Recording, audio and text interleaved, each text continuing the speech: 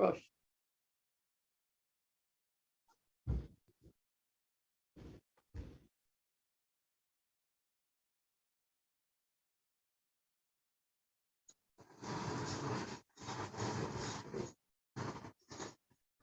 That's enough.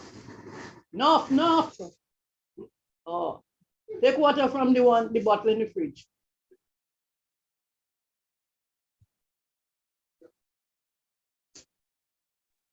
Miss Alexander, when you're speaking, you have to mute your mic.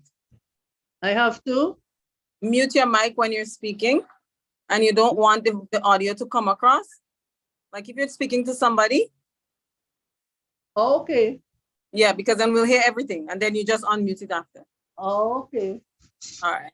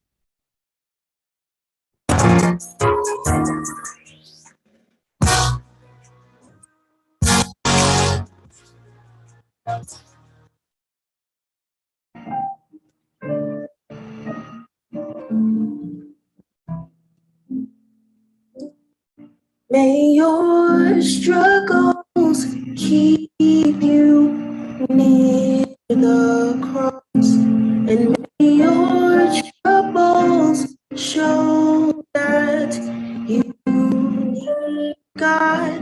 May your battles end the way they should, and may your bad days prove that God is good, and may your whole life prove that God is good. May your struggles keep us. May your show that God, may your battles end the way they should, and may your bad day prove that God is good. May your prove that God is good. Struggles keep me cross. May your troubles show that your burdens and go away they should, and may your days prove that God is good, and may your life prove that God is good.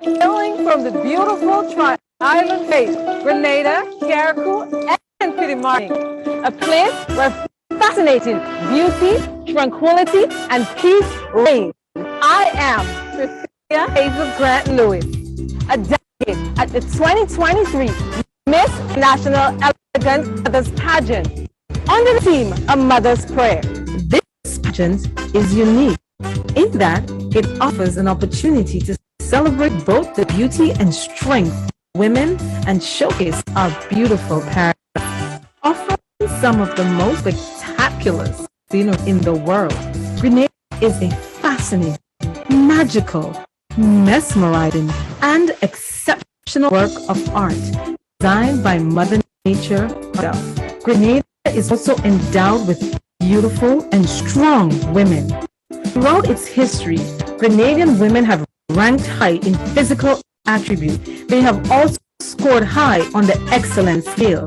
Therefore, it comes as no surprise that many of our sons and daughters excel in their academic and career pursuits. It is an honor for me to recognize the contribution our women and mothers have made, and to Peters created a positive home environment and instilled discipline in her son, Anderson Peters, propelling him to become the world javelin champion. We are home of the Olympians. Velma Alexander Lewis gave her son, Elman Lewis, aka Mexico Messenger, a model and foundation for life. Today, he is a proud husband, my husband, father, reggae artist, and an astute businessman. No matter what my brother, no matter what your sister leaving, give thanks and living. It is with great pleasure I accept the invitation to compete on this platform in the 6th annual Miss International Elegant Mothers Pageant taking place in St. Martin on Saturday, May 13, 2023. Joining the throng of mighty women and others who have played vital roles in the development of good families, laying the foundation for a good society.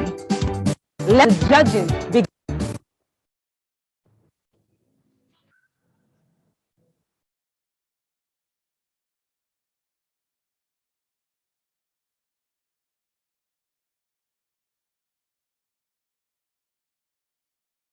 Tricia, is your call.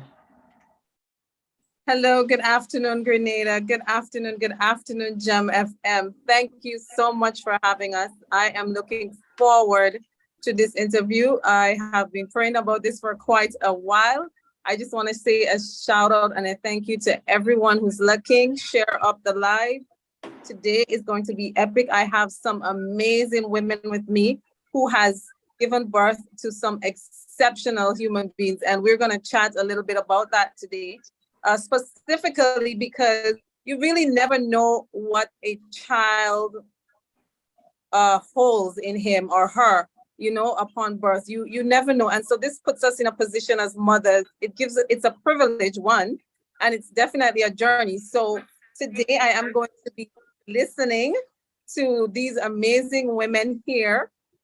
We do have to make an excuse for one of the moms. She's not able to make it. That's Mr. Anderson Peters, our javelin Olympian. His mom is not being able to make it today, or if ever, she'll probably try to get on here while we're here, but we do apologize for that. However, I do have 3 out of 4, so that's not bad at all. Ladies, I want to say thank you so much for joining me on this platform. A special shout out also to the Miss International Elegant Mothers Pageant platform for providing this opportunity for not just myself, but women throughout the world, and especially in the Caribbean, that we're able to have conversations and reach out to persons and, share our journeys, especially as mothers, because this pageant platform is an empowering platform for mothers and for women. And so because of this platform, pretty much everything that's happening here today is happening. And I'm really looking forward to it. Again, please share up the live. Thank you so much to Gem FM. I will let the ladies do a bit of introduction on themselves so you can have an idea of who's here with us today. I'll give them that pleasure because I'll probably just be talking everybody's ears off if I go to introduce everyone here today. So first and foremost, I'd like to give thanks to God. I ask you to please use this interview, this platform, to do exactly what our intentions are as mothers and the supporters of this entire journey, which is to go out there, God, and really inspire mothers and fathers and families to wake up and see this as a new opportunity and as one that can be embraced. Let this all be done for your glory, oh God. And without no further ado, I present to you, I will just give you their names and I'll have them briefly introduce themselves. We have the Prime Minister's mom here, Miss Janice Mitchell. Thank you so much for being here with us. We have my mother-in-law. I am so excited to be chatting with you here today. I've always dreamed of this moment, Miss Velma Alexander Lewis. I got a whole husband because of this woman, and I am grateful for that. And we have no other than the Miss Jennifer Rodney, the principal of St. Andrew's Primary School, Anglican Primary School. And Miss Rodney is not just a mother to herself, but a lot of children who went out there and did exceptional things for our country. So ladies, Miss Janice will give you the first shot at just letting people know a little bit about yourself. Okay, hi everyone. My name is Janice Mitchell McIntosh. I'm the proud mother of 3 beautiful children, 2 boys and a girl. I'm also the mother of the Prime Minister. And I'm happy to be here on this platform today to see what I can do to help mothers wherever I can. That's it. Thank you so much, Ms. Mitchell. We really do appreciate that. Now we give to you Miss Jennifer Rodney. Good afternoon to everyone listening. I'm humbled to be in the presence of these women this afternoon. And I'm also humbled to be a part of this discussion because we keep saying that there is a generation gap and you ask yourself, what is responsible? So I'm happy that this opportunity has been offered so some sharing can be done. Someone might just learn a thing or two. I am the proud mother of 2 children, Jennifer Rodney Lewis. I live in the Queen Village of Telescope. I am the proud mother of 2 children, a girl and a boy. I am presently the principal of the St. Andrew's Anglican Primary School, a school that seems small, but we have 400 students there. So on a daily basis, outside of my children, I interact with children daily. Thank you. Thank you so much for that. Now I am saving my mother-in-law for the last introduction, Miss Velma Alexander Lewis. The floor is yours. Good afternoon, everyone. Okay. Good afternoon, everyone. I am happy to be here. I'm Velma Lewis Alexander. I'm the proud mother of Elmon Lewis, AKA Mexi, the messenger. And I'm also the mother of 4 other beautiful children. I am happy to be here and to take part in this interview. Thank you so much, ladies. I appreciate that. I feel like I'm actually introducing queens on the stage. So for those of you who probably have not seen me, my name is Tricia Hazel Grant Lewis. I am a proud mom of 7, the fashion designer, farmer, inspirational motivational speaker. If you ask me what is the best part of my life, I will definitely tell you it's being a mother. And I'm sure anyone who knows me can tell you that. Among many other little things, I do enjoy quite a number of things. I'm a woman of many hats, as Miss Dennis Charles Roberts would have said. I am currently embarking on a journey to enter the Miss International Elegant Mothers Beauty Pageant. So this is what this sash is about, and I'm the representative for Spice Country. I just recently renamed us Crown Country Grenada.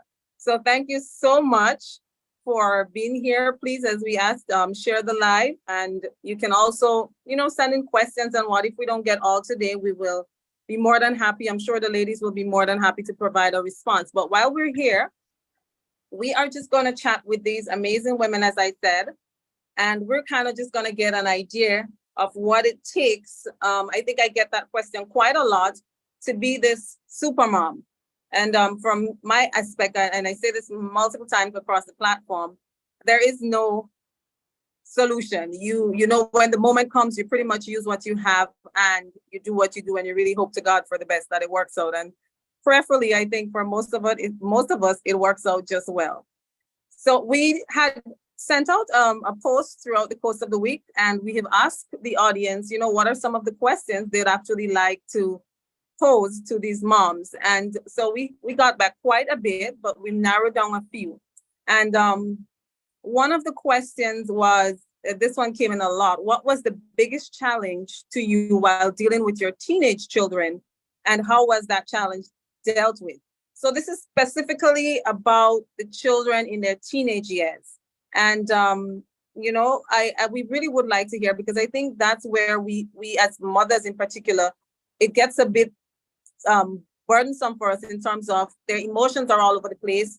This is where we can lose them to friends, or we have to keep them gripped, but we can't grip too tight because we need them to be themselves and not feel suffocated. So as mothers, how have you dealt with the teenage aspect of your children's life? And I'll have Miss Rodney go at this one first, if that's okay. Miss Rodney, you want to take the floor on this one?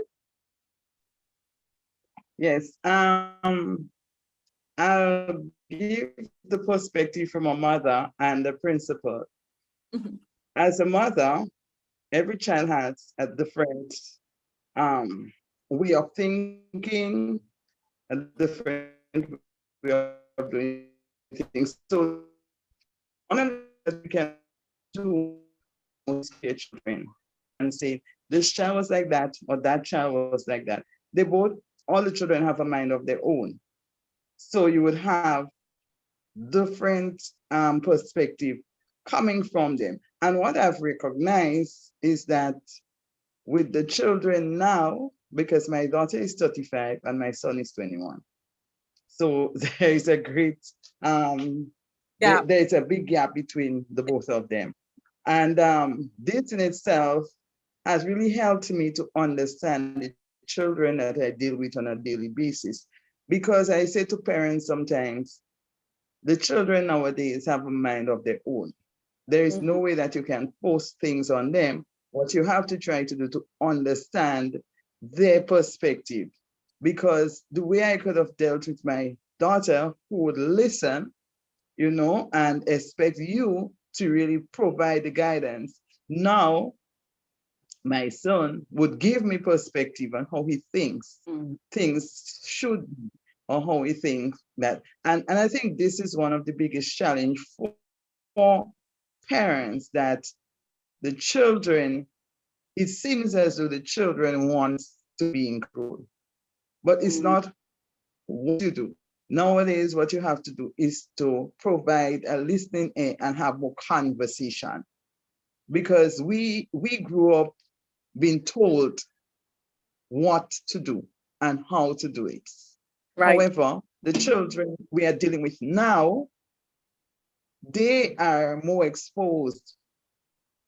So they would challenge you with questions, and it comes across as being rude sometimes, it comes across as being cheeky. Right. But what we have to do is to have conversations. And I think that is one of our biggest challenge, because some of us, we did not have that conversation growing up. It was a telling how to do what we should do. But now I am saying to parents all the time that it's about the conversation and not trying to shut your children up, because you would shut them up and send them out to the world where they would be able to have that conversation. So my thing is that The children now, it's difficult to tell. It's better to discuss. Not Right. that they are not respectful, but if you have a decent conversation or you have a conversation with them where they would see a perspective, you get better results. Right. Effective communication. Yes. Right. I quite agree. And I think that, you know, a lot of the times the communication is the key link, and not just communication, but effective, in where two parts, you know, the both sides or all sides actually have a say and everyone actually listens and sorry. Yes. Sorry, my mic was on mute. I was saying I quite agree with you there.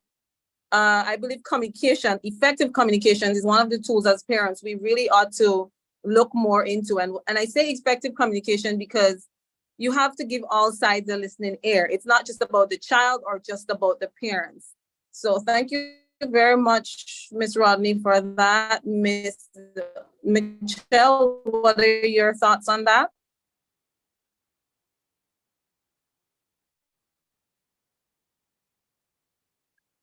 Ms. Michelle, I think your mic is muted.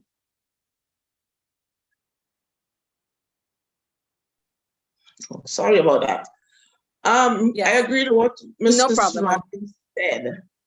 It's all true. My children are all grown. So for me, it's a little bit different. What I have to go through now is with my grandchildren. So with my children, I told them what to do and how to do it. But with my grandchildren now, I have to say, they're telling me what they want to do and how they want to do it. So that's the difference that I have. But my children are all grown, so I agree with her 100% with what she just said. Right. So it goes back to effective communication and changing the communication. Yes. The communication, the way we used to do it back in the day versus how we do it now. Yes, then what we're doing now is completely different. Because something I've also realized, and Ms. Rodney, you mentioned, we teach our children Howard and then we speak up, look at it as them being cheeky or rude. So parents, as mothers especially, we have an obligation and quite a task to be able to kind of balance that right there. Because the fact of the reality is they could become cheeky because they are so outspoken. And so we have to, at least for me, because my kids are all in their teens pretty much, in early 20s. So I'm dealing with this currently, and what I've realized is each child is really different, especially with the teenage years. Their emotions are all over the place. Now we have social media. That's a major challenge because it's like social media is now their parents. And it for us as mothers, the one thing we need not to do is we need not to be the monster saying, oh, you know what, social media is bad, and shut them down. We have to now find a balance to be able to deal with that and combat that. Miss Alexander Lewis, my mother-in-law, what are your thoughts on, your journey with your children in their teenage years, and how were you able to deal with it?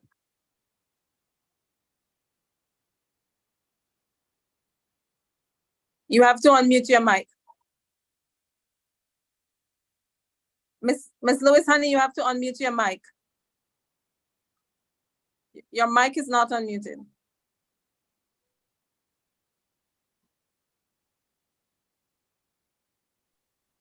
Okay. There we go. Yes, you hear me now? Yes. Okay. My children growing up was a little bit different to how I was brought up.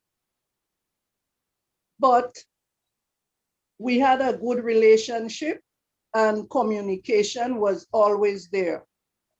We sit and talk. If something is wrong, we'll sit down as mother or sisters, brothers and sisters, and talk about it, and by solving it. They give their opinion and I give my opinion, and we come to a conclusion. So it was not very difficult in my days, although I brought them up as a single mother. But in children today is much more difficult. If you understand what I'm saying. Yeah. children, the youth today is very, very different to my days and your days in growing Yeah, up. they're We listen aggressive. to our parents, but children today, they don't have time to listen. You're talking to them and they will walk away, or they will Yeah. turn back and check you. But if you try hard to communicate with them, always something you should do, always teach them about God. Put God Mm. first, and then sit them down and talk as friends. Don't try to lash out at them and you feel you always right and they're always wrong. You wouldn't succeed in anything like that. You have to Right. sit them and talk to them, really talk to them. And then they will give you a listening ear. So pretty much what I'm hearing right across the board, and I can safely say the three of you have an old school method of parenting. But what I'm hearing even then, which is something that is very much needed today, and it is pretty much where we're at as modern day parents, is effective communication. And I believe, at least I'm listening to you, and all of you ladies, and this is what I'm hearing across the board. Although you may have done it a little differently in terms of, you say what goes, and pretty much most of our parents back in the days, that's what they deal with. But just listening to the three of you here right now, what I'm seeing is effective communication. And so mothers who are listening there, effective communication, and that also means there is a particular communication style. So something I did one time with my kids, and it actually worked. I took up the phone because they are so internet devices, and I started texting them, and I actually got fun. And we started making jokes, and it was actually a cool thing. And so in that aspect, I was able to use technology, for a much more positive vibe than negative. Although it is and still has and still is giving me a challenge, but you have to understand your children, viewers, this is what I'm hearing here. And each child has their own individual self and ways they would like to be seen and looked at. And as a parent, as a mother in particular, it's very important that we understand that. So thank you for sharing that. One of the other questions I have here is, as a mom, if any one of you, I think Miss Trisha, before you move on, Yes. One of the things that I wanted to say, and if you realize, it came across clearly, patience. Ah. A lot of, we paid before a lot of attention. What I've recognized, I'm speaking now from the principal cap. A lot of attention before, although we had, people keep saying that more parents are busy and so on. But a lot, in the past, most of the children was raised by single mothers. Both parents are out as well. But you had the extended family, which provided that kind of a support. But what you're finding now, you have a lot of single parent home, and the parents' patience, as we say, is a virtue. I have discovered that a lot of parents do not have the patience to understand and learn their children. So everything, a lot of things irritates them. The child is this and the child is that. And you get a lot of complaints rather than spending time with that child in a positive way. A lot of time, children are not engaged verbally and physically by parents. And this is one of the biggest challenge now. Children have lost that personal touch that we would have had before. All our uncles and our aunties and our nenen and parents and everybody would have given us that kind of personal attention. But now you find it that the children kind of have to fend for themselves, if I should say. So by the time they get to the teenage years where the hormones are kicking, they are, all over the sort place. of, yes. Yeah. So yes, so I really wanted to say that I realized that because of how the children are socialized now, the parents will have to, so you find them having to find their own selves. So this in itself is a challenge. Thank you very much for sharing that with us. I have some specific questions for the moms here. I'll start with Miss Mitchell. This one came across a lot on our social media platform. Our viewers wanted to know, when did you know, in particular, the Prime Minister, when did you know he was special? And so I'd like you to chat a little bit about that. Okay, I knew he was special at a very young age. Awesome. Because he always likes to read. He read a lot. He wasn't the child who went out and play, and get involved with other children and other stuff. He was always that kind of child who's always at home, either listening to the radio. At that time, we didn't have TV, so it's the radio, or reading books or newspaper or anything he can get to read. So he was special. I knew he was special from a very young age, because he's always doing something that, no other children wants to do. The other children went outside and play a lot, went around, but him, he was always inside reading. Anything he could read, any paper, any book, anything he got, he was always there reading. So I knew that he was going to be something. I didn't know exactly what it was going to be, but I knew he was going to be something great. And also I remember when he was going off to law school, because of the way he used to act, like always arguing with somebody, always talking a lot. I knew that some sixth sense of mine told me he was going to go into politics. And I said to him when he was going to law school, please don't go into politics. It's not a nice game. Well, lo and behold, there he is today. The Prime Minister. The Prime Minister of Grenada. But I think some of his schoolmates said that he told them that he was going to be the Prime Minister one day. That is him. So, the power words, right? Yes, that's where he is today.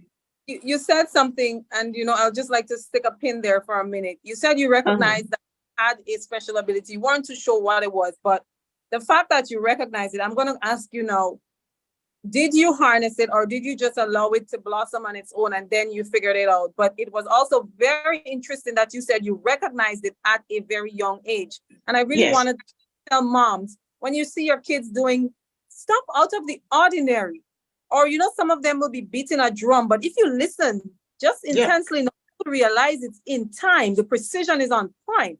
So don't scream at the child and say, oh, stop that, you're stressing me. Instead, take some time to observe it. So if it's a pattern behavior, if it's something that's just a one time, and figure it out. And so how did you, when you realized he had that ability, that special ability, did you work on it there, or did you give him? Well, I encouraged him.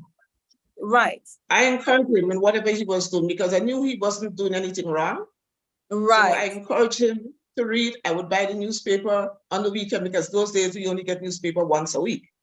And wherever I could find books or so, I would bring it home for him. Okay. So I encouraged him. Yeah. Oh, all right. Well, thank you very much for the viewers who've been asking. So there's your answer. I have this one for Miss Velma Alexander Lewis.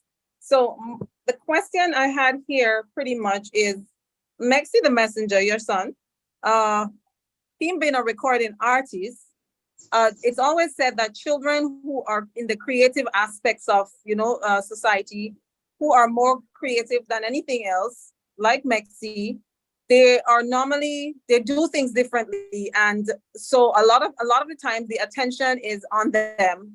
And so the question pretty much was, what with Mexi in particular, was that the case? Did you realize that he was that creative type of person, and how did you deal with it?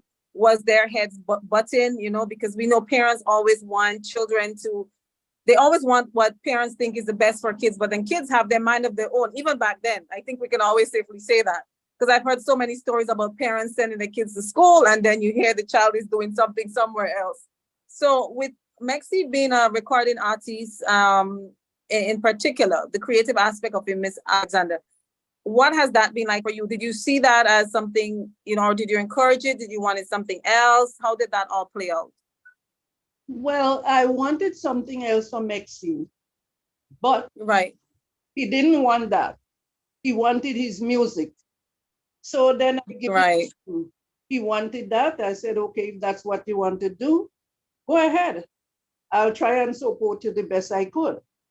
I tried to Right. encourage him. I buy guitar for him. I buy song books and whatever for him because that's what he wants to do.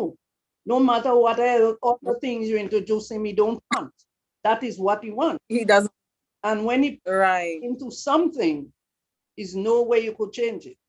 So I just encourage him. Well, that I've learned. Okay, so you pretty much was the type of parent who tried to understand pretty much what your son in this particular case wanted, and well, that went well. He's still pursuing his music career. Something I realized, you know, he is my husband. What I've realized and what I was drawn to him about with the music is in his music, his lyrics are very positive and they're filled with a lot of love. And so when I listen to a lot of Mexi's music, it's almost like he wants an entirely different world from what's happening now.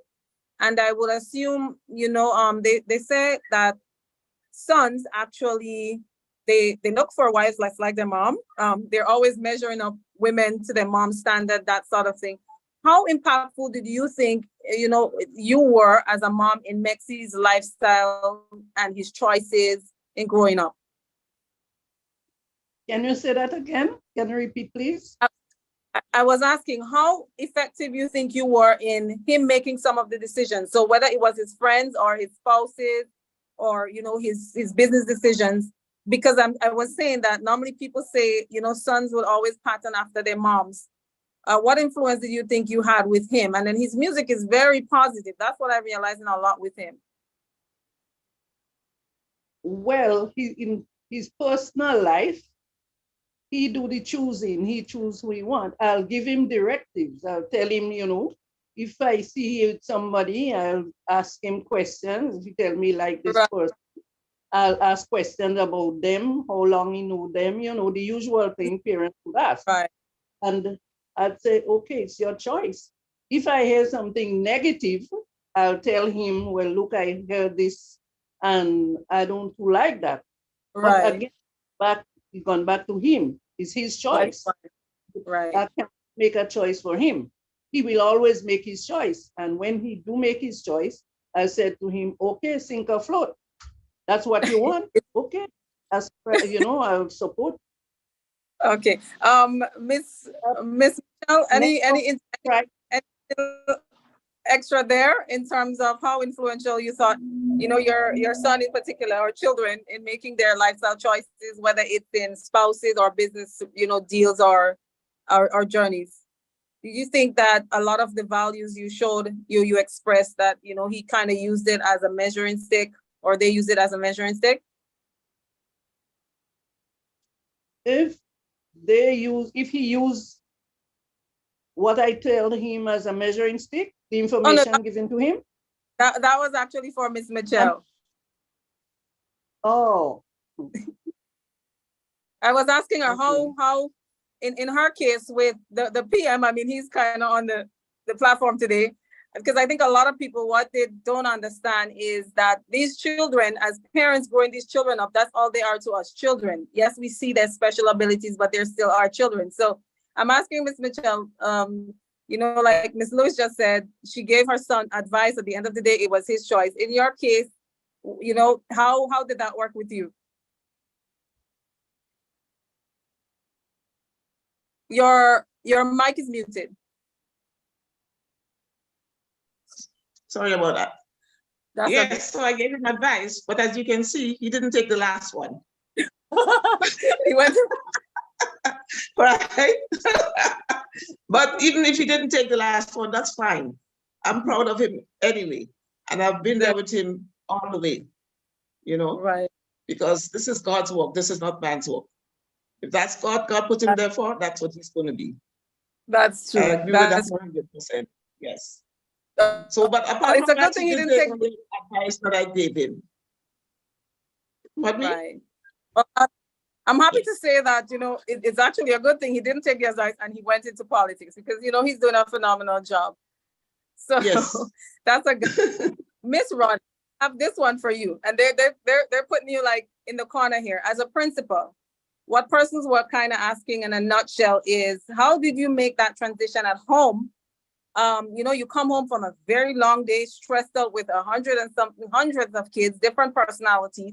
And when you get home, what we have been seeing, like, you know, a lot of teachers actually, I had my own family, or were you able to balance that pretty much? The balance was there, but I am thankful that I raised independent children. My daughter was a very independent person. She was able to handle her own. At 17, my daughter left for the US and entered college then and did well. At 35, she is a licensed social worker in the US. She is also, she also has her own business. She has this health group, U First, sorry. So persons can log in where you get health tips, and so she's a licensed masseuse at 35 because they were independent and they knew what they wanted. So the pressures of school did not really affect them. Probably pressures at school. I was very involved as well. I'm still very involved in a lot of things. So that probably would have spurred them on. My son is 21. He's at School of Medicine. He's on his final year at the school before going off to do his intern at 21. He knew what he wanted. He said to me, Mom, from the day I saw the doctor said it was toys, I saw it, I got it, and I just told myself I wanted to be a doctor. So he worked towards that. I never had to be on my kids back to study and so you know, those things. And then he has a cousin who is also, she's studying now, she's finishing, that's her final semester. So they had this sort of thing. And I must say, family, you cannot ask for anything better than family support. Their dad was there for them, and I have a very good family support structure. So outside of me being there to encourage them and support them, I have that family structure, the aunties and the grandmas, so who would feel in, you know? So this in itself, so I always say to people, family is very important. So the balance when I had to be running, because I was involved, like I said, in a lot of things, they were very independent. So they took control of their learning. I never had to ask my kids to study, to do homework, and those sort of things. They did it, or just did it, you know? And that did not put much pressure on me as a parent, as a principal.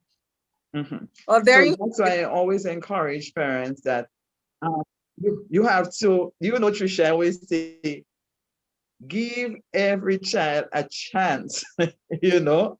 And I had my Glory. Glory is an excellent student. We had Haven, who is also an excellent student.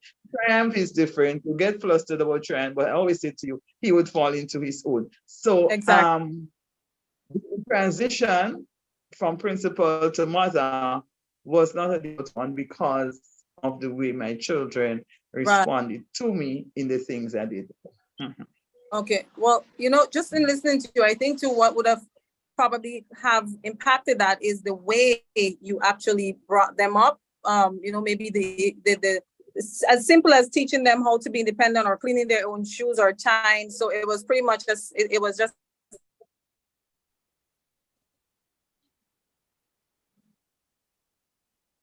to also take a page from that. Now I have a question, and this is kind of just across the board. Actually two. Because, let me just say, Trisha, that's very true, as you said, the independence, because when my son had to leave home at 18 to go on his own to enter 17, actually, to enter med school, I was shaky. Yeah. But he wasn't. He was ready to go. At this point, sometimes I'm still a little bit shaky because he lives on his own. But there isn't anything to worry about. When the first time one of his landlords saw him, she said, I just see something special in that young man. And I just clicked for him. So he is that kind of child. The same for my daughter. People would say to me, oh, that young lady, you have raised a fine young lady. And I'm like, thanks to everybody else. And the other thing, Trisha, I must say, grounded in church. My both children were altar servers at church. They, out of everything else I had to do, they had to be at the church. So they were both grounded in church. They were there Sunday after Sunday. Right, and even today, it's lacking a lot in society, but I must say, you know, as a new generation mom, it really did work because, you know, my parents, they weren't so grounded in church. They were more like, they told us what to do, you know, instill the words in your children that, you know, when they grow and they look back, they'll have something.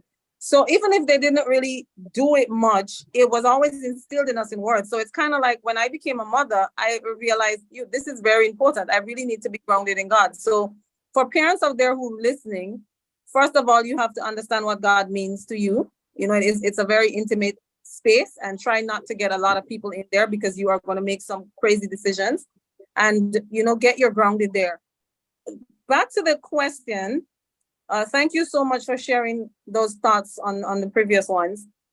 This is something that is more on an international scale right now, and we'd really like to hear your thoughts as mothers coming from then to now, because I think it's getting way out of control. And the topic really is abortion. So there is this whole concept right now that, you know, a woman's body is her own and she can do whatever she wants to do with it, and pretty much is trying to legalize abortion. So the question I had here is, what are your thoughts on that situation? Miss Alexander Lewis, I'd like you to lead with this one.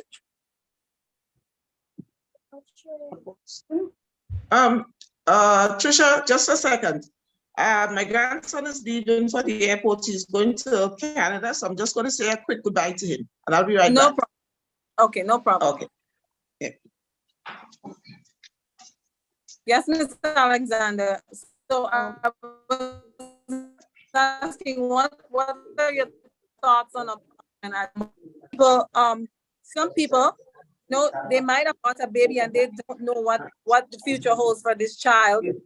But, you know, society is now telling us it's okay, and we have that right as women. And so I'd just like to hear, what are your thoughts on that? I don't think it's okay. The Bible said, "Thou shalt not kill." When you abort a baby, that's a life. That's a life you take, right? So right. I don't believe in abortion. And the young youths, the children of today, get pregnant early and then would go and abort the baby. I think it more guidance, you know, right. parental guidance. Teach them up, because some children today, just before they turn 12 years, 11 years, they have a boyfriend, 12 years, they're running up and you see, you have to sit your children down and explain to them the dangers of that, the dangers of life. You have to explain to them how to go about life. When you get pregnant, you shouldn't get pregnant at an early age because you cannot manage the baby. You cannot take care of the baby. You are a baby yourself. Right. So don't believe in abortion. And this thing about your body and you could do anything you want, that's crap. Mm-hmm. I don't believe in that at all. Not because it's your body is the temple of God. And the Bible said abortion is not good. So I don't believe in abortion. And I would not encourage and support abortion. Right. You mentioned something, you know, especially in regards to the young people who are getting pregnant. You're saying that if they have a stronger support system, they will probably be able to make better decisions. And so again, it goes back to something as Rodney was saying, which is, whereas back in the day, we had a community growing children up, we pretty much just have children raising themselves. So I'll just like to emphasize that and endorse this. And I know, you know, you have society today is not society back in the day, right? So we do understand there are some risk factors and there might be some fear. However, I think if we come together with effective communication, we may be able to stand a chance again to raise children as a community, as opposed to just having kids raise themselves, because we know life has become very anxious. People get very anxious, a lot of depression, a lot of work. And so parents have become very busy. And so that external help, whether it's with family or the community, we kind of need to revisit that a little bit. And so I must say I agree with you there. Any thoughts on that, Ms. Mitchell, in terms of abortion? What are your thoughts? I don't believe in abortion. I don't think any child should be aborted. Right. I think what we need to do is to educate the young people more about how to protect themselves from getting pregnant and having to have children at the age of 12, 14, when they should be in school. I don't think that they should be, I think most of the parents now, they're mostly on their phones or whatever, so the kids are just roaming, some of them, not all of them. Yeah. So I think parents need to sit down with their children and have a lot of open discussions about boyfriends and girlfriends and whatever. And at least if they don't want to listen, at least give them some guidance of protection. Because some of them you cannot do anything because they're going to go out and do it. So at least give them some form of protection so they don't get pregnant and having to have children that they don't want or they can't take care of. And then you, the parents, now have to help them to take care of it. And then sometimes you're not even able to do it yourself because you don't have the means to do it, So I don't believe in abortion, but I think that they need to be more educated as to what they should and shouldn't do. Right. Miss Rodney, and I'll kind of this one at you being a teacher. In terms of that, young children and young mothers, do you think that society, and when I say society, I mean right across the board, whether it's the church, the school, the ministries, the communities, do you think there are enough, there's enough access to young women in regards to motherhood? Do you think there's platforms? Do you think there's sufficient and effective platforms where, we can really get into these conversations and communicate with these young parents the dangers of abortion, and really not just saying, don't have sex, God go hate you, and not really explain it to them, the impact of it. Do you think there is that enough of that avenue out here? I don't think so. Teacher, I must say that abortion should not be promoted, but there are situations that put persons in a space where they look at it as their only alternative to a better life. Because, for example, in our country, what laws are there to help our young women move on after they would have aborted a baby? And because we have such a close-knit society, a young girl in lower form secondary school gets pregnant. The whole community knows. So even though she's allowed back in the classroom, whether it is the same school or another school, everybody looks at her. Right. We have PAM, which is supposed to be helping young mothers. How many persons can be accommodated at PAM? Because that's the only institution on island that accommodates young mothers. And I think it's similar throughout the Caribbean, that young mothers do not have that opportunity to really continue to fulfill their life in the best way. And I think this in itself can be one of the reasons for a high rate, of persons turning to abortion. The other thing is that there are so many taboos. We are still living in the days of taboo. Persons are still shy to go to the family planning. Persons are still shy to go to the supermarket, although the condoms are displayed all over, to purchase condoms.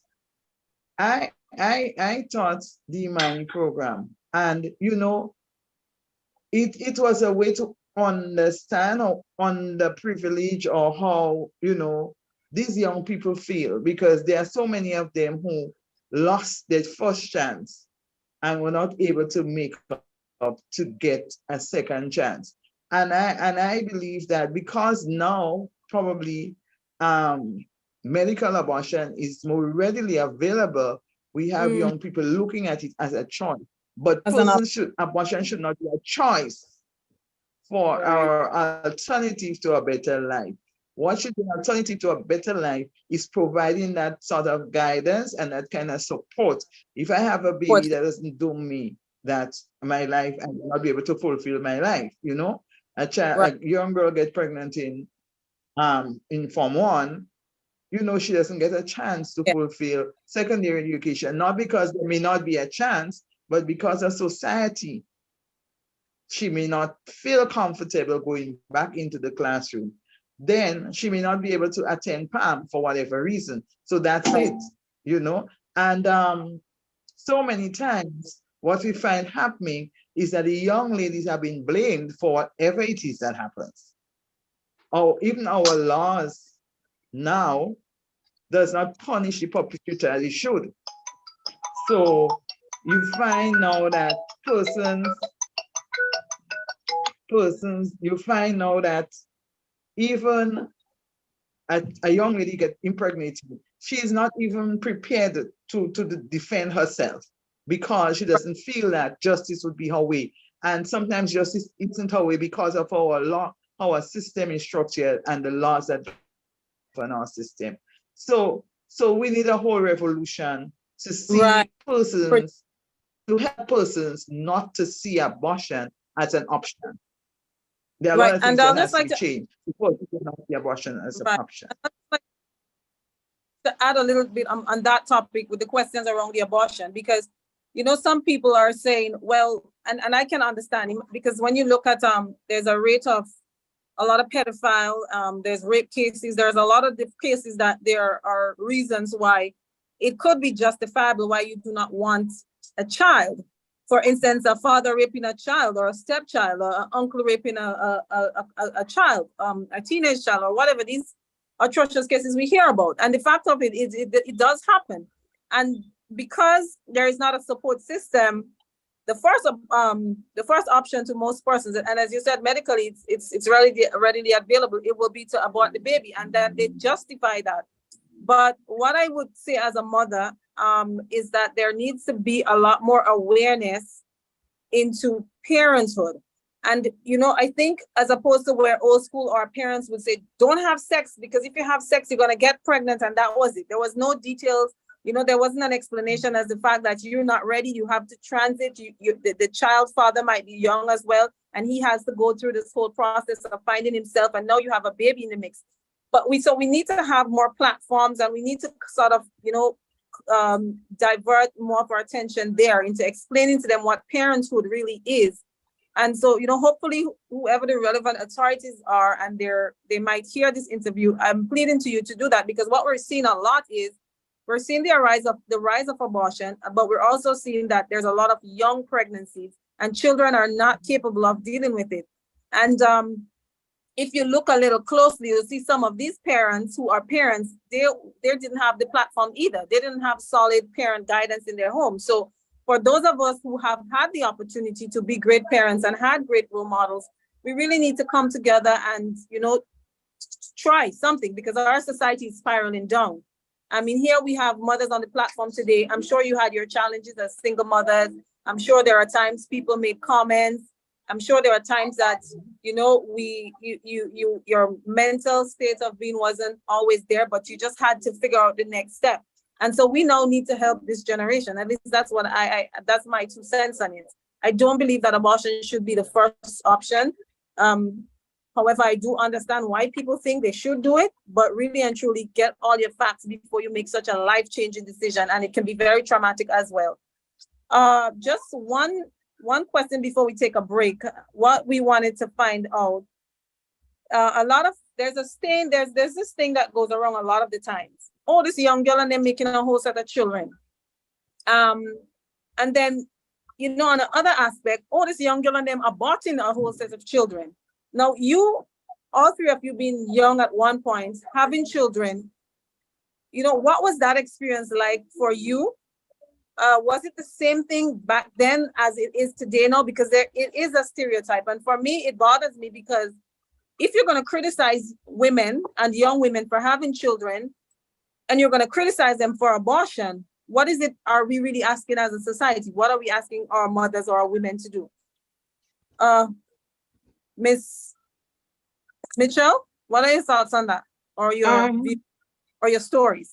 It is the same like it used to be, because I remember when I was having children, my sister and I were having children together, and we were in our mom's house. We were single parents, and people would pass and they would talk about, oh, they're filling up their mom's house, so much children, and they would say all sorts of stuff, you know. So I had that experience, and it was very painful, you know, to hear people say that about you. I only had 3 children. My sister had 4 at the time. And we were all in the same house, you know. Right. But people had a lot of nasty things to say. But today, the same people are praising me for my son. So, you know, you cannot win with that, is you know. So but, that's what it is. So it's still there. It's not going anywhere. And I don't think it's going anywhere anytime soon. I've seen and heard about other people having abortion, just the same thing as you said. At that time, there were girls who were having abortion and people were talking about them and saying the opposite. You know, they're having abortion all the time and they don't know why they're doing that, and, you know, all kind of stories. So it's still the same thing. I don't think it's changed. You don't think it's changed? What do you think, Miss Sandra? I mean, what are your experiences with that as a young mother having children? You know, what was it something that was heavily criticized in your day? Well, people used to say the same thing used to happen, as Ms. Mitchell said. But in my case, well, I didn't have any kids unmarried, and I didn't have any sisters or so with me that having kids. But there was a lot of children in the area, young girls going to school. Some of them just drop off from school and get pregnant. Right. And you hear pregnant, and in the next few weeks, they're not pregnant again. And it continues. It's still happening, but not as it happens now, more than it used to be in my days growing up. Right. But if parents would sit their children down and talk to them a little more, you know, guide them a little more, it would happen, but not so prevalent. Because the amount of girls I'm seeing these days walking the street and pregnant, and I have to look at them and shake my head and say, "Posting, they are children of themselves. This one is a child. How care of a child?" And when you ask, you hear they say, "Oh, she had one already, you know, and she had abortion the other day, and look, she's pregnant again." Right. So is to be blamed too, because there is not enough education out there for these kids. Some children the parents need to sit them down and talk to them. They should have this sort of education in the schools. They should have, you know, have a group like they have somewhere they could, the girls and young girls and things could go and sit down, and somebody could stand and lecture to them, talk to them, and tell them the dangers of, you know, not going and having babies one after the other. You can't take care of them, and tomorrow you're pregnant, you just have a little one, you have to go and abort that one, and your life is at risk. So they need to be educated. Society need to do something, you know, something for these kids.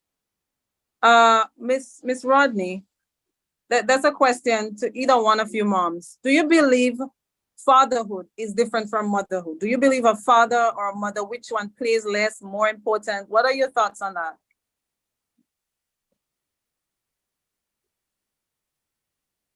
Both roles are equally important, because both. Oh, okay. Miss Mitchell is speaking. Miss Mitchell, I am. Well, it's okay. Go ahead. I think you're saying the same thing I was going to say. Yes, both roles are equally important, because both figures have something different to offer. I say to people all the time that I didn't grow up with a father. My father died at 2. My mother had 3 children. My brother was 4, I was 2, and my sister was unborn. My father died in November, and my sister born March of the next year. So we did not grow up with a father. But I praise every day. I give thanks to God for providing me with a grandfather who was there to fulfill that role of fatherhood. So it is very, very important to have a father in your children's life. My children are privileged to have a father who cares. And I think that would have added to the children that they turn out to be today. They are strong mothers like my mother, who provided both father and mother support. And she did well in raising her children. But there are mothers their children who really need to have that father figure to understand the perspective from a man's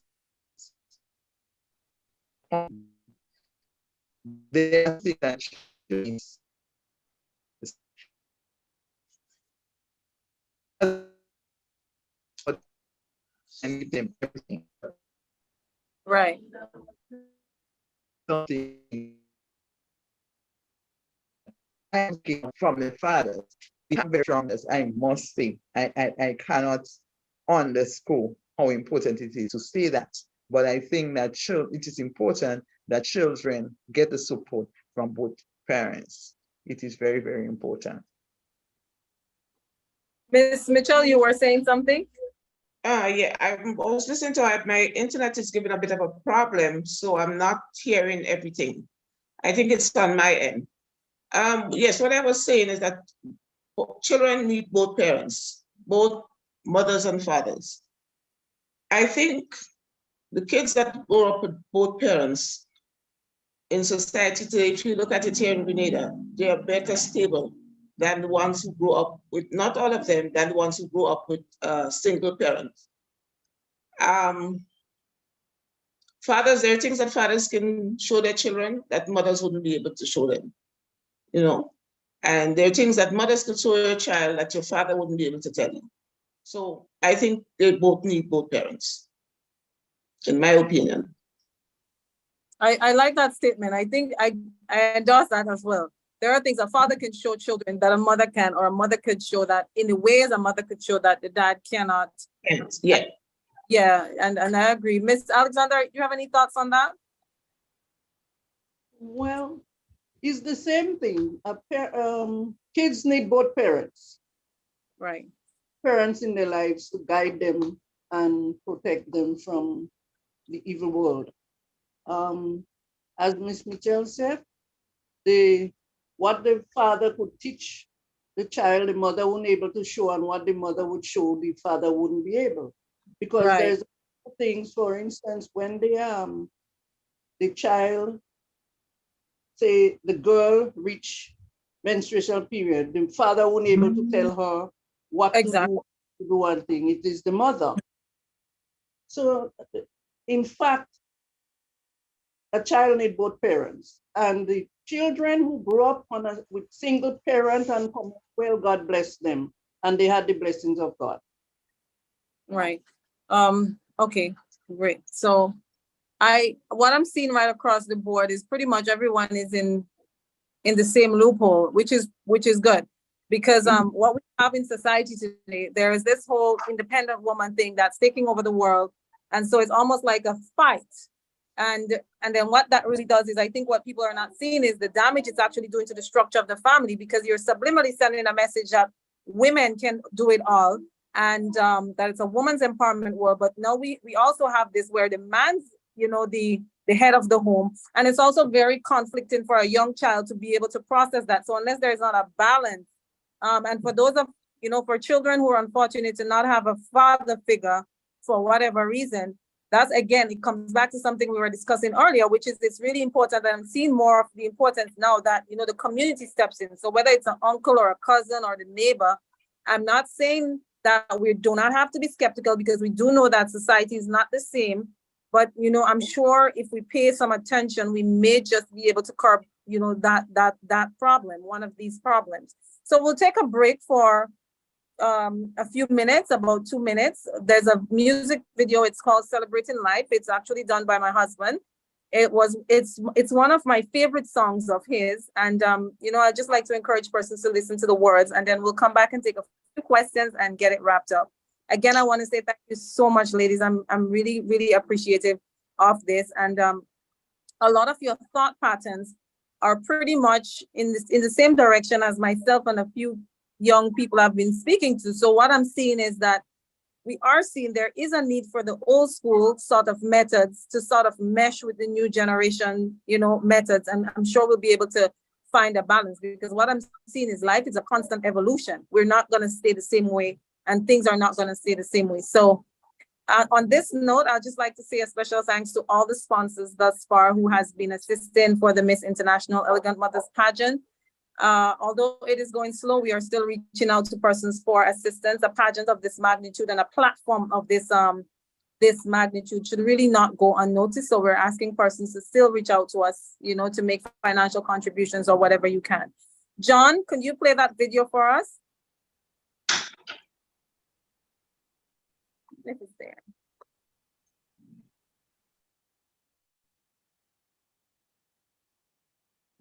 John?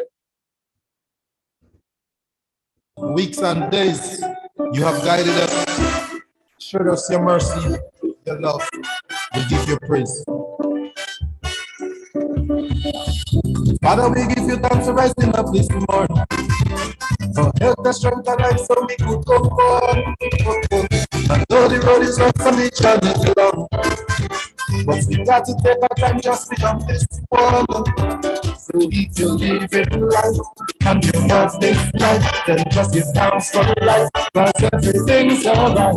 Let God be by your side, as you shield every life, and everything's alright. So let me have a good time, celebrating life, living. Give thanks and living. No matter what man your brother, no matter what man your sister, living. Give thanks and living. Father, we give it up for that you have done. Just bad times that we had fun. So many mistakes we made, but we have learned.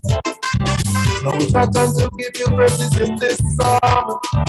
So if you live in life and if you have this life, then just be thanks for life, cause everything's alright. Let just by your side, as your shield and light, and everything's alright. So every other time, celebrating life, living. Give thanks and living. No matter what man your brother, no matter what man your sister, living. Give thanks and living. Father, we give you thanks for every lesson we learned. Sometimes it was rough, but it made us strong. But kindness is wicked, we have overcome. So now we give you praises as life goes on. I know I'm living life, cause I love this life. I love this house for life, and everything's alright. I got a by my side, as my children die, and everything's alright. So let me have a good time, celebrating life, living. Give thanks and living. No matter what man your brother, no matter what man your sister, living. Give thanks and living.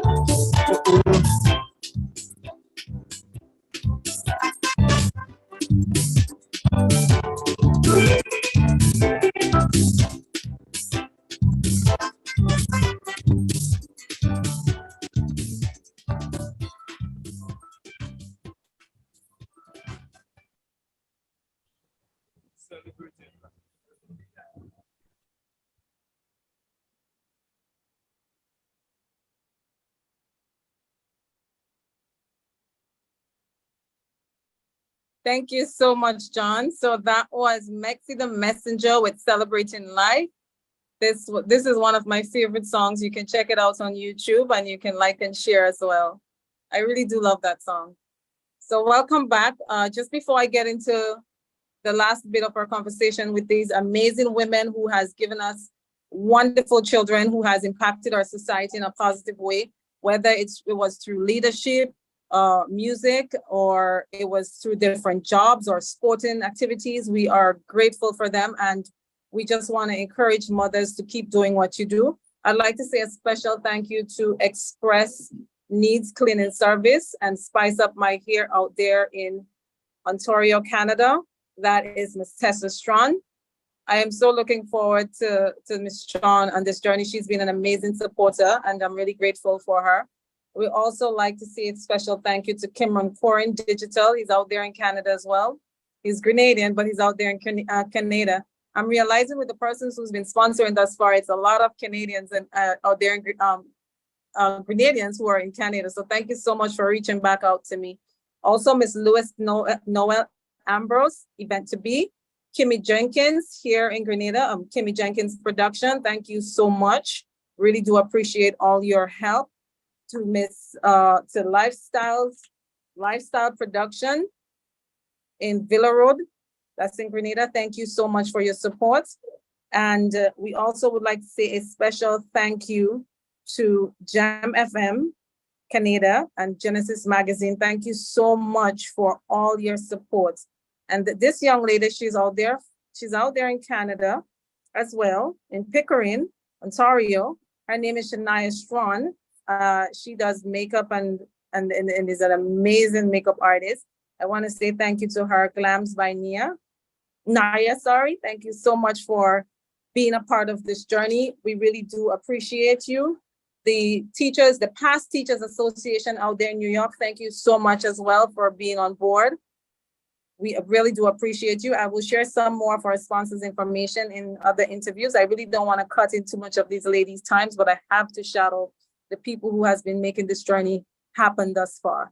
All right, so we are back here again with the ladies. As I said, this platform is to empower mothers and to sort of create that communication link. What I'm seeing here across the board this afternoon is the mothers, although they may have old school methods, I'm seeing that it is something that we are actually longing for today. And I do believe it's about that time that, you know, both sides actually agree and come to the decision that, you know what, the inevitable is inevitable. We need to come together and figure out how can we move forward using the old and the new and something that is, you know, one second. So we can create something that is much more of a positive effect. All right. So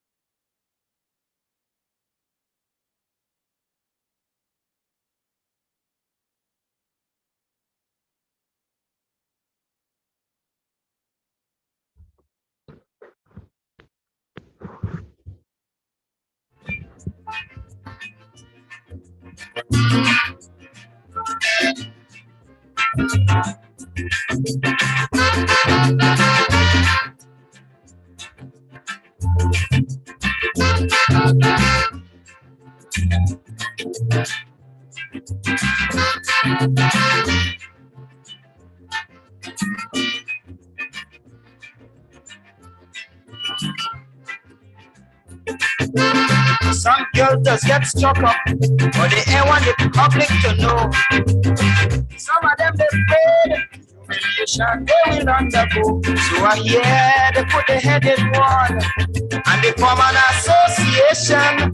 Anytime I'm a turning case come up, they decide them children can't born. So I want the police to intervene and have some inquiry into the sudden disappearances of those unborn babies. Women and showcase our beautiful paradise, offering some of the most spectacular scenery in the world. Grenada is a fascinating, magical, mesmerizing, and exceptional work of art designed by Mother Nature herself. Grenada is also endowed with beautiful and strong women Throughout its history, Grenadian women have ranked high in physical attributes. They have also scored high on the excellence scale. Therefore, it should come as no surprise that many of our sons and daughters excel in their academic and career pursuits. It is an honor for me to recognize the contributions our women and mothers have made. Antoinette Peters created a positive home environment and instilled discipline in her son, Anderson Peters, propelling him to become the world javelin champion. We are home of the Olympians.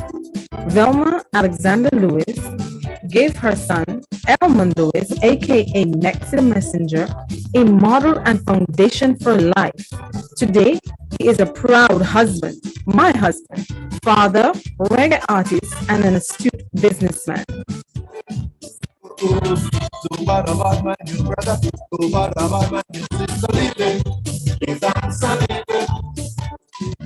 It is with great pleasure I accept the invitation to compete on this platform in the 6th annual Miss International Elegant Mothers Pageant taking place in St. Martin on Saturday, May 13, 2023. Joining the throng of mighty women and mothers who have played vital roles in the development of good families, laying the foundation for a good society. Let the judges begin. All right, thank you. Thank you so much. Sorry about that interruption there. I do apologize. We'll go right into it. So again, as I was saying, thank you to the amazing mothers we have here on this platform. We wouldn't take up too much more of your time. I have 3 questions, and they're actually specifically for each a mother. So I'll direct them to the mothers here. Miss Lewis, how has having grown children validate your life's work? Pretty much, you know, as a mom, and this is all your children across the board, how has that validated you as a mom? How has that empowered you? You know, share with the audience everything you've pretty much put into these children. How did that validate your lifestyle, your lives?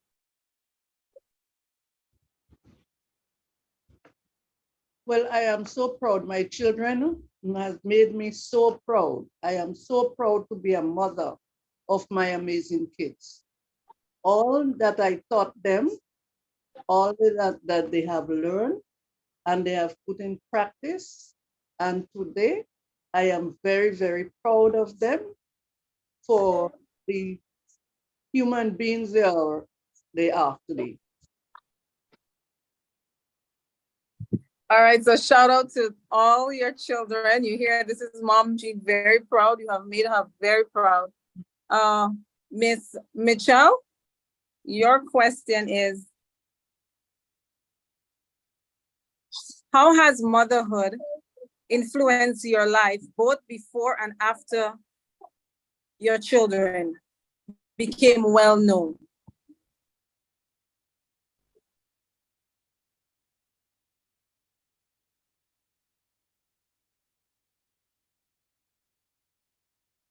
Your mic has to be unmuted. Yes. Did you get my question?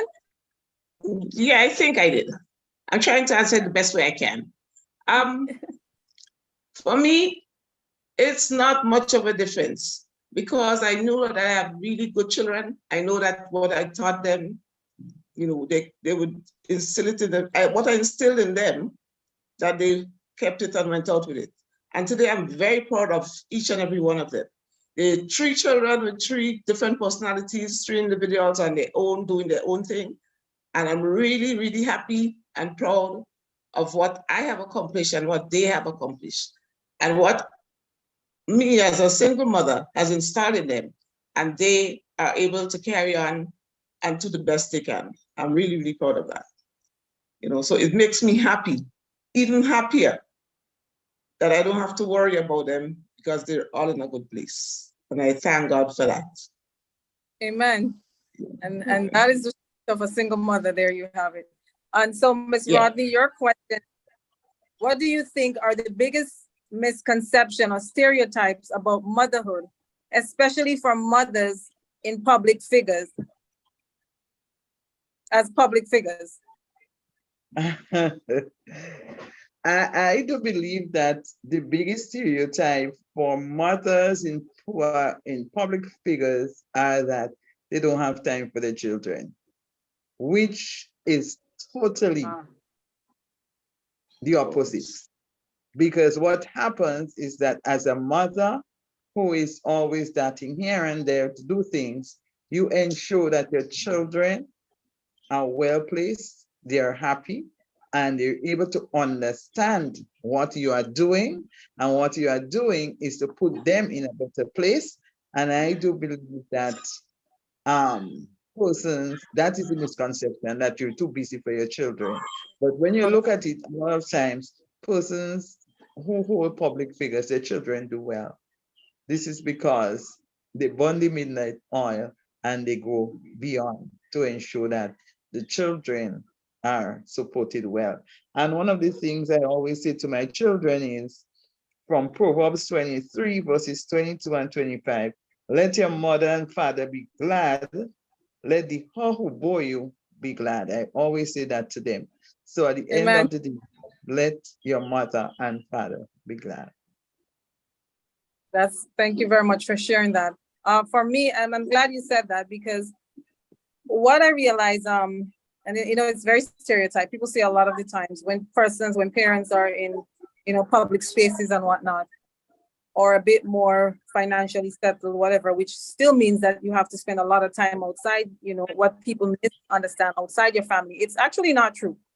For me, and my husband and I, our family, we're very well grounded. This is where our support system is, inside of here. So they do exceptionally well in school. They're really great kids. Ms. Rodney, well, most of my kids went to your school.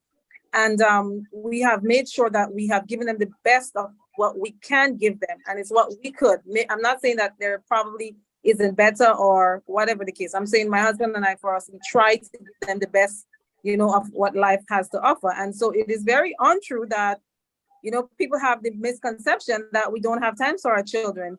This question was directed to me, and I'd like to take the opportunity to answer this. One parent asked me, well, in two folds, what is my advice to persons who are thinking pageants are for young women and motherless children, women and whatnot. So this is what I have to say to persons.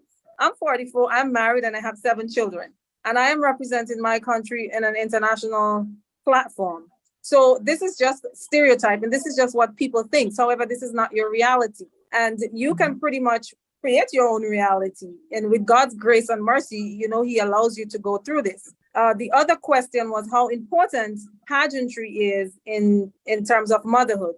And I'd like to go back to, I think it was Solomon who said that, the wisest man that lived, he said, everything is vanity. At the end of the day, everything is vanity. And for those of us who are intelligent enough to understand the contents of those words, what I think he was really trying to say is nothing is really necessary when you look at it, or it's not necessary. And so for me, choosing to enter this pageant has not been about whether it was the right or the wrong move. What it was for my family and I is that it was a good stepping stone for my career that did not really shift my family too much.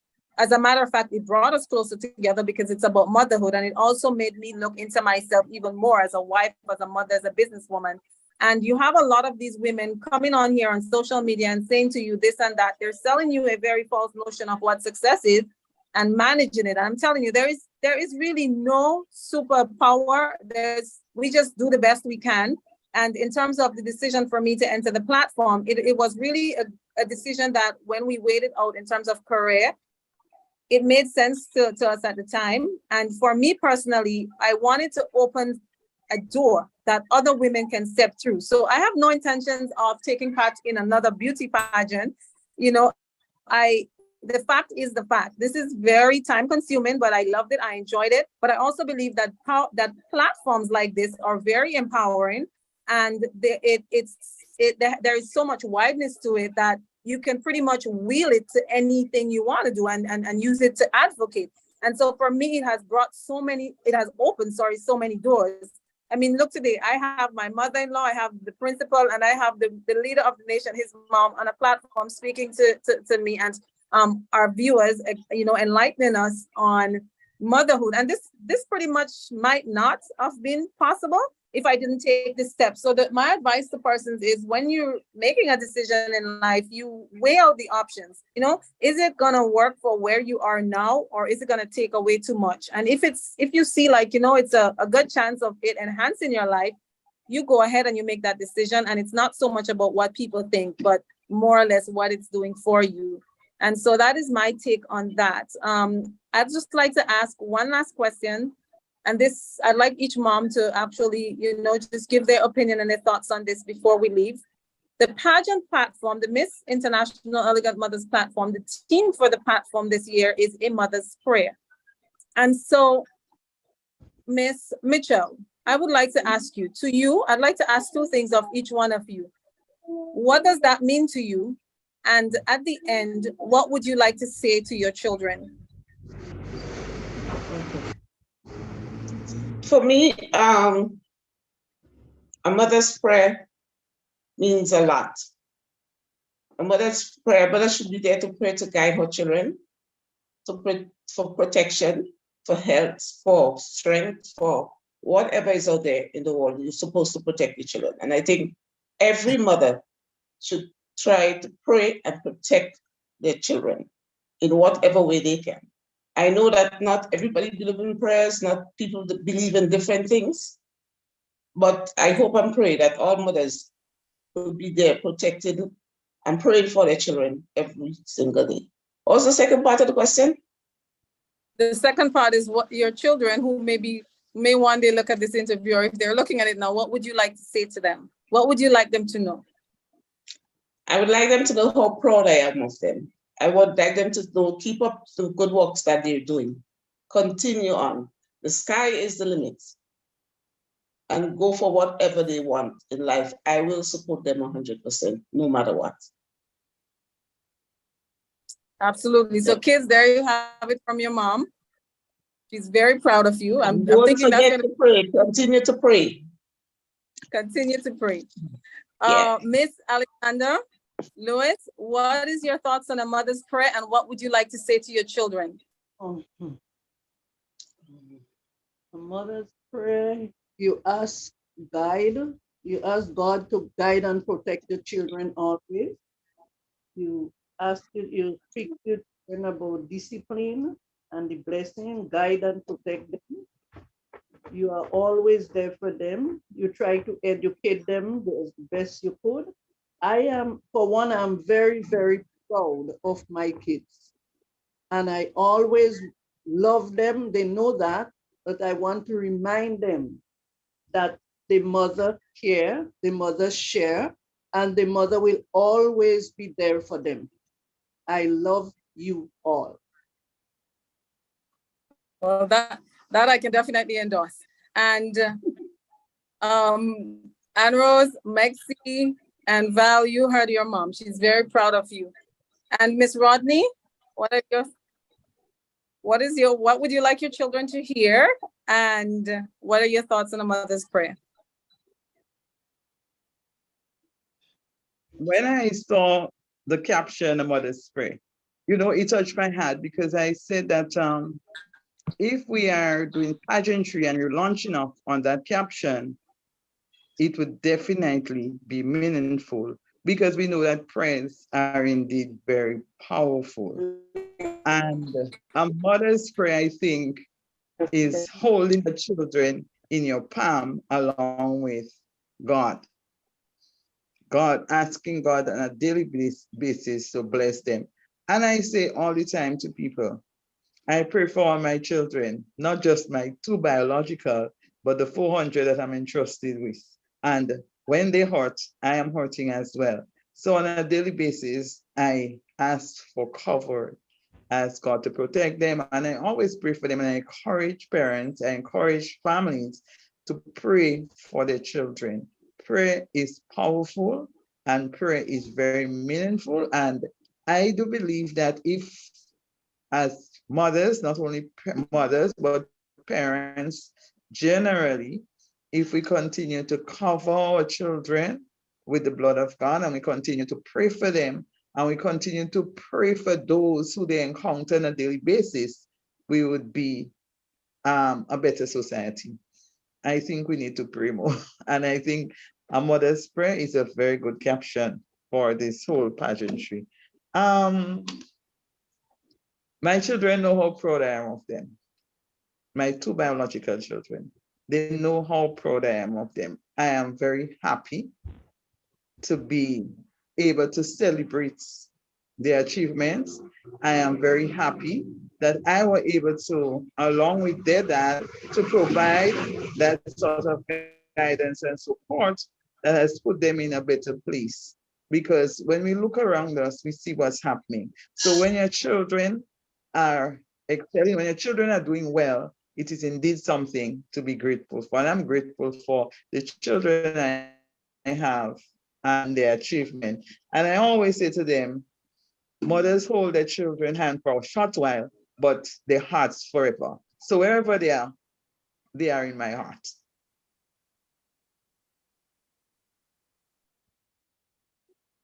Thank you, Tricia. And I want to encourage parents, remember to hold your children in your palm. And that's why sometimes we lose them, because we don't hold them close enough. So always remember, I am very proud of my children. And you said Nelson Korean, that's one of my proud students. There's a lot to be proud of, but Nelson is close to my heart and he knows why. Kimron Korean, rather. He is close to my heart and he knows why. But there are a lot of students who would have come out from our school successfully, and we are very, very happy to have them as our children, because that's what teachers said, my child, and you know that, Tricia, is our children, and we are very, very proud of them, and we thank God for giving us that ability and that strength to do what we are doing, especially today in these trying times.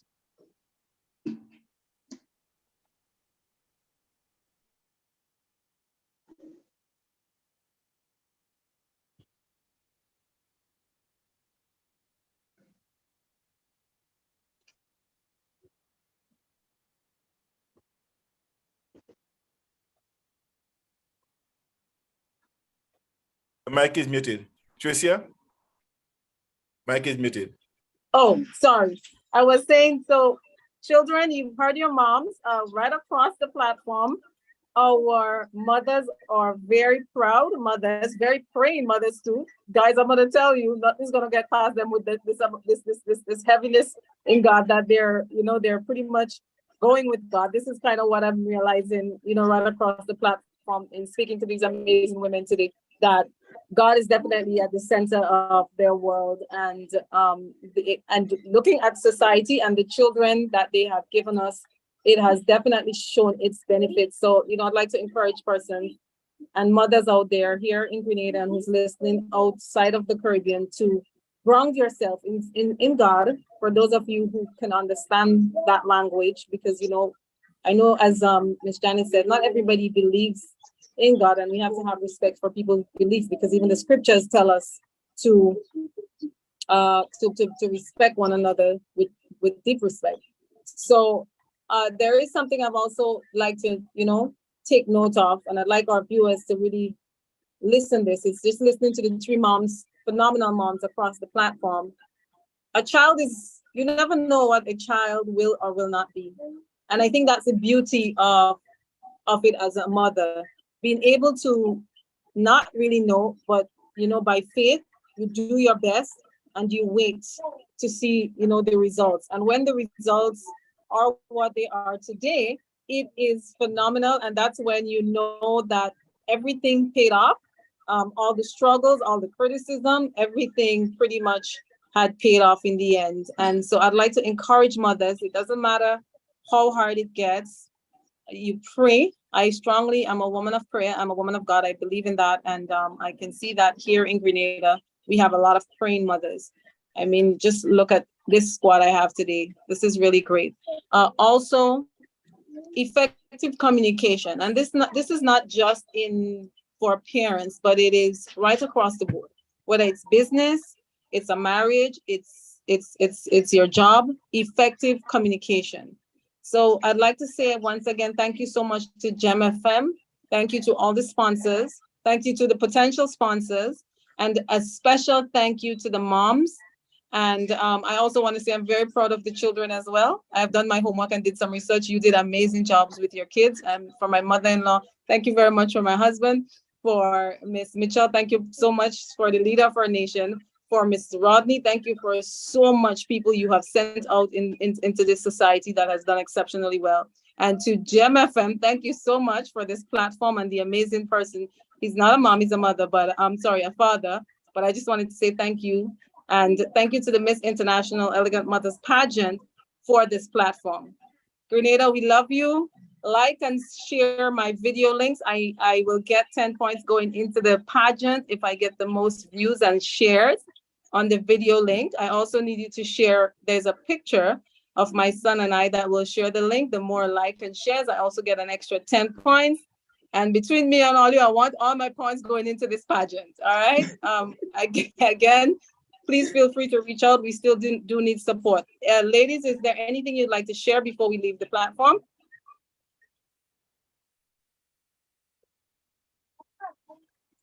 Okay, so I think everybody's pretty much said what they had to say. We will now say thank you. I want to say thank you for having me on your platform.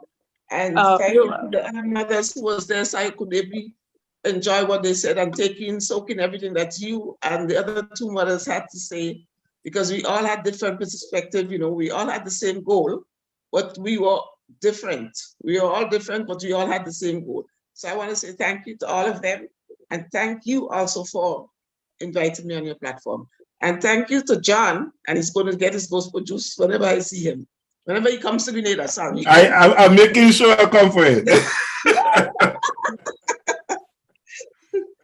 Okay. I also want to say thank you very much, Trisha, for that opportunity to share.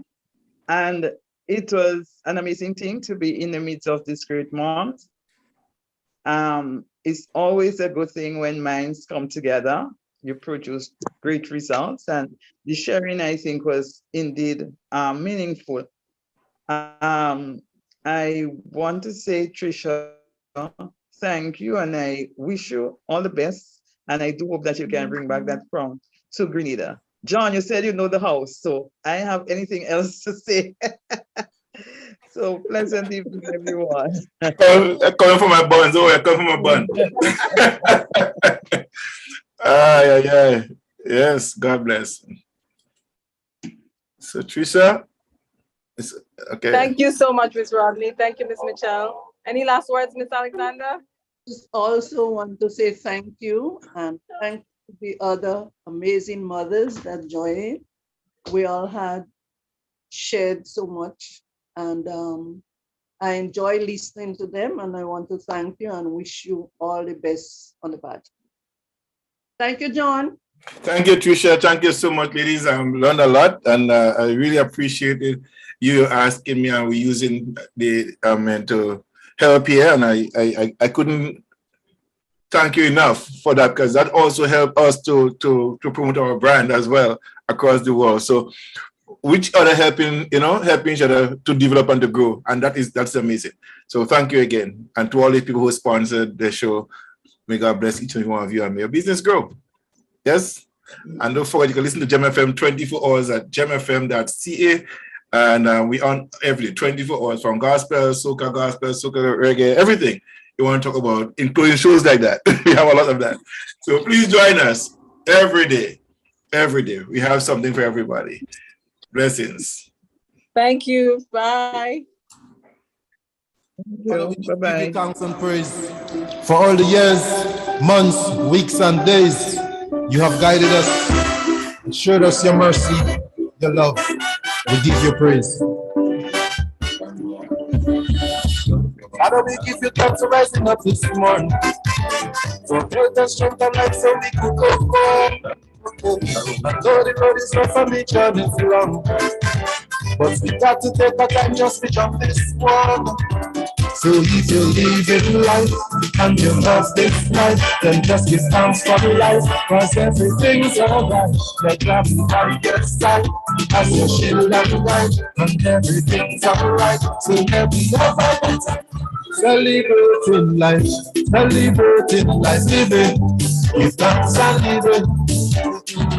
No matter what man your brother, no matter what man your sister, living. Give thanks and living. Father, we give it thanks for all that you have done.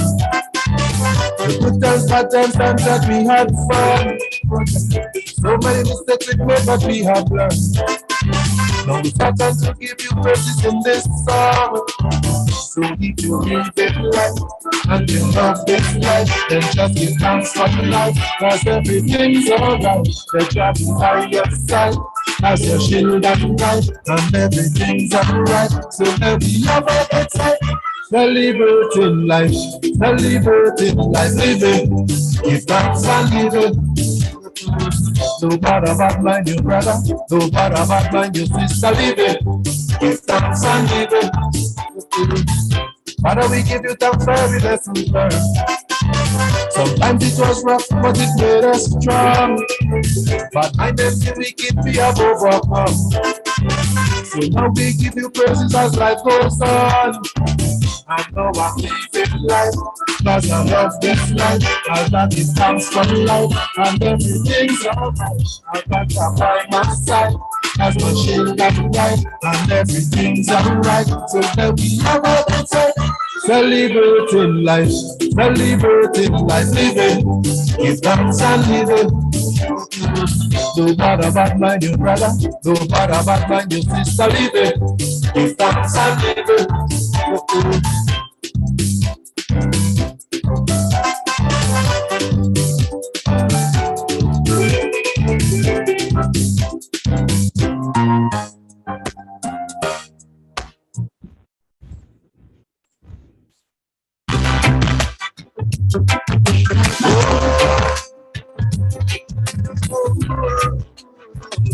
This is for my people, yeah.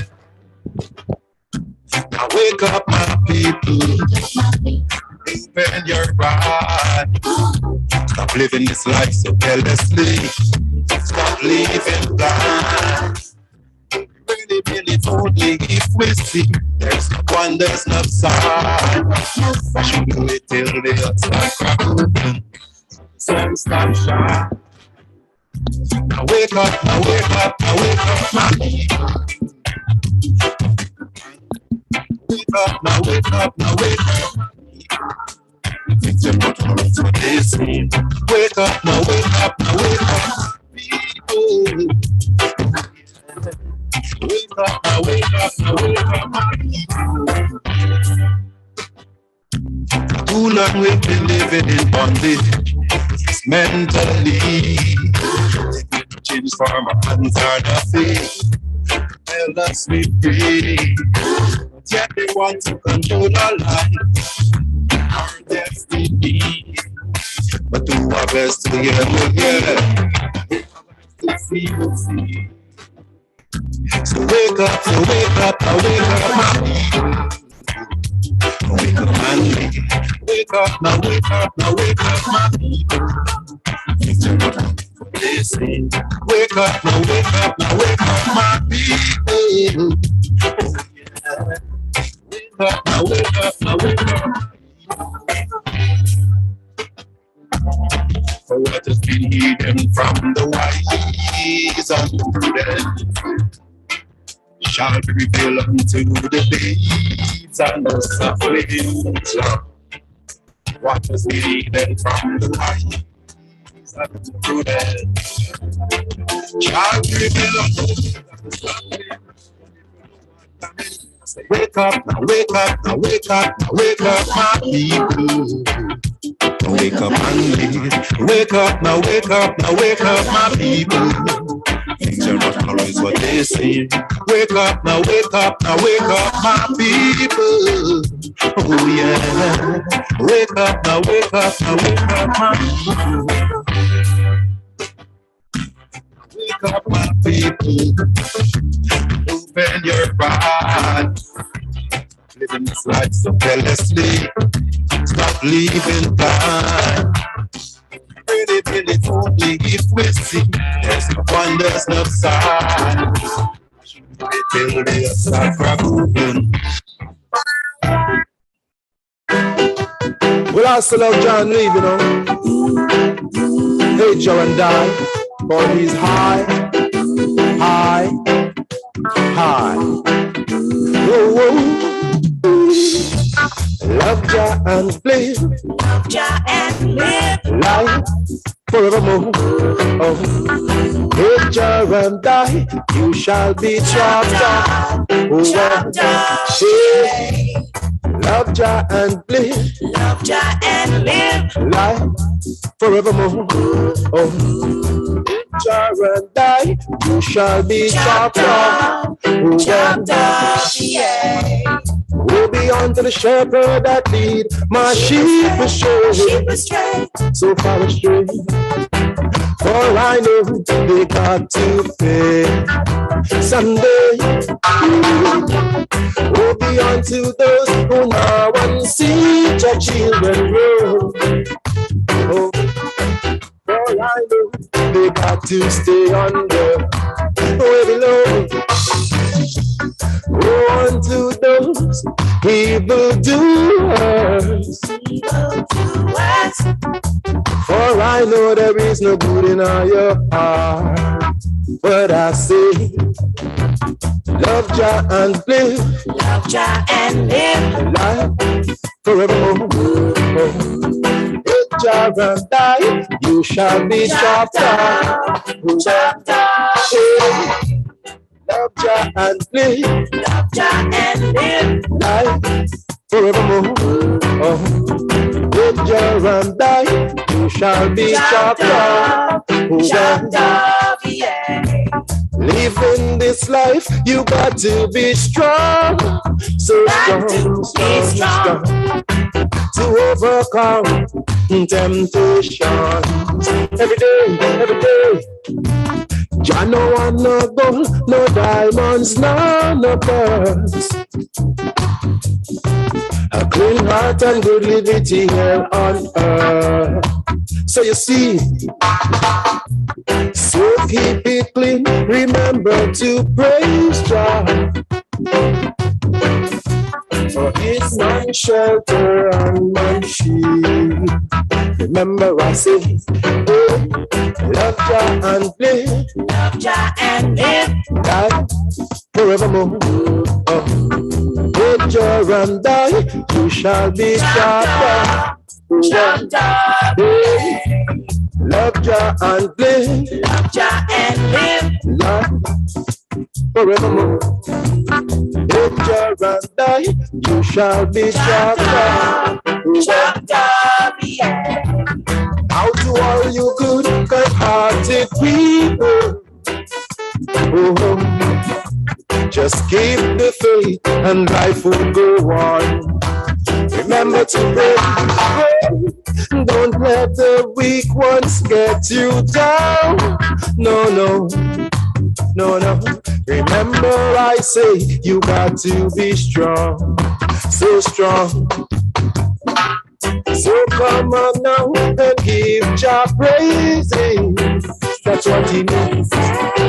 For all the good things we have done. Remember I say, love Jah and live, Love Jah and live. life forevermore. Oh, if Jah and die, you shall be chopped off. Oh, Chopped off. yeah.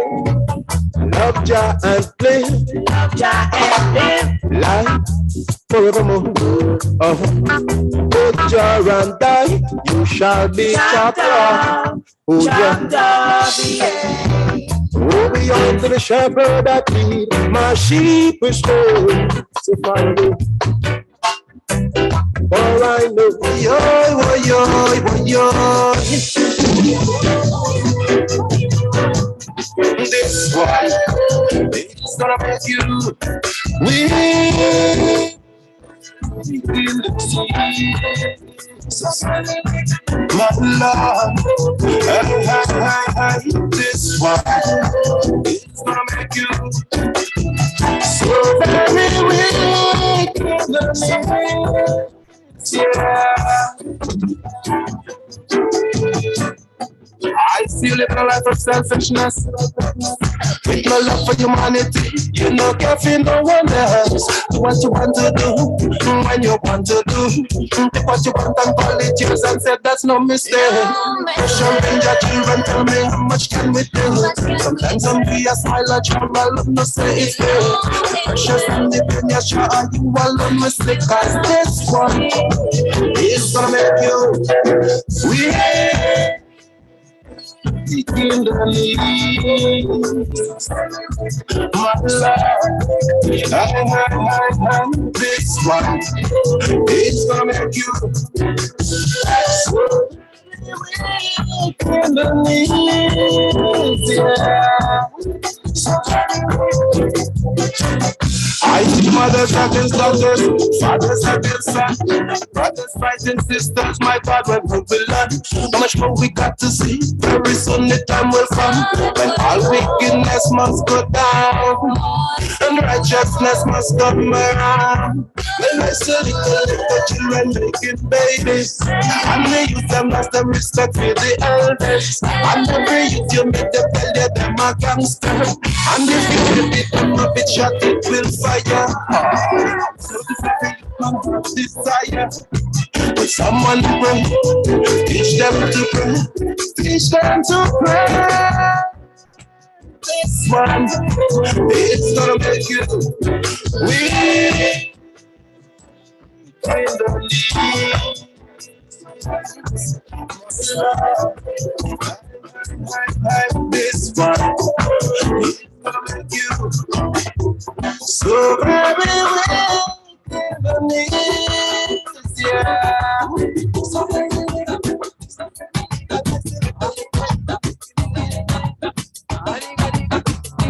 When I die, I live again. Oh, glory, hallelujah. I'm sanctified, I'm holy, I'm on my way to glory. When I die, I live again.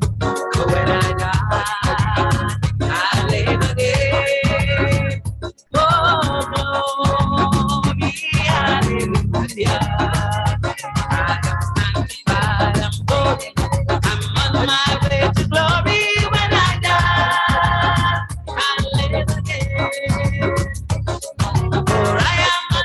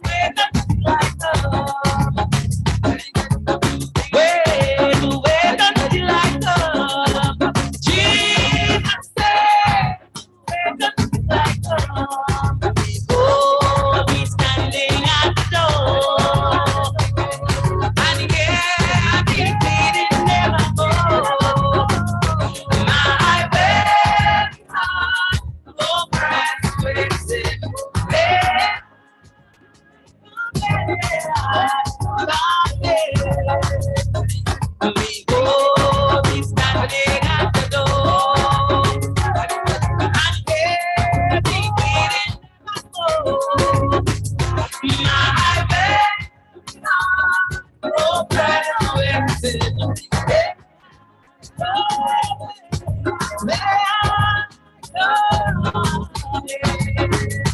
when he's moving high, touch my. When he's moving high, touch my. Set me free through all eternity. Oh, when he's moving high,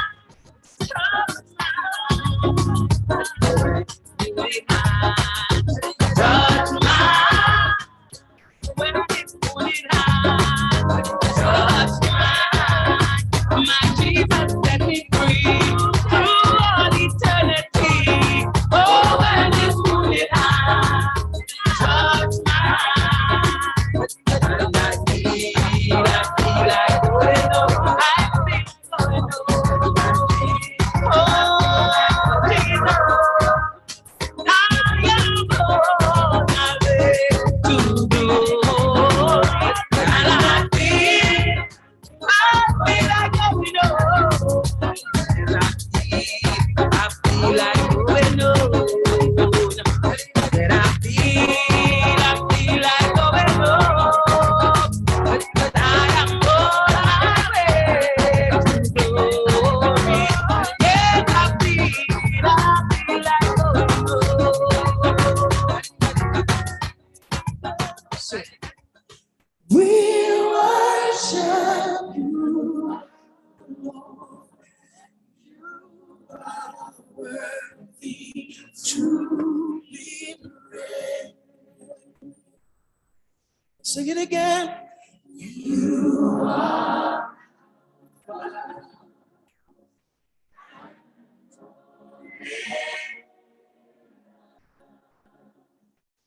We worship.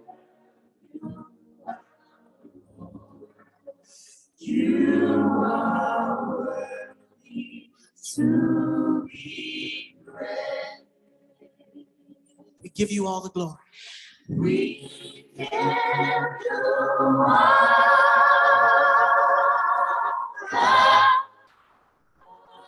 the glory. We worship you, our Lord.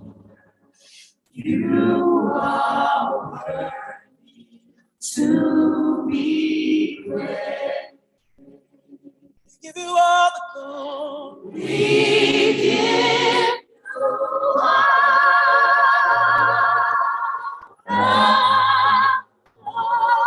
the glory. We worship you. We worship our Lord. You are worthy to be praised. Sing, you are Alpha and Omega. You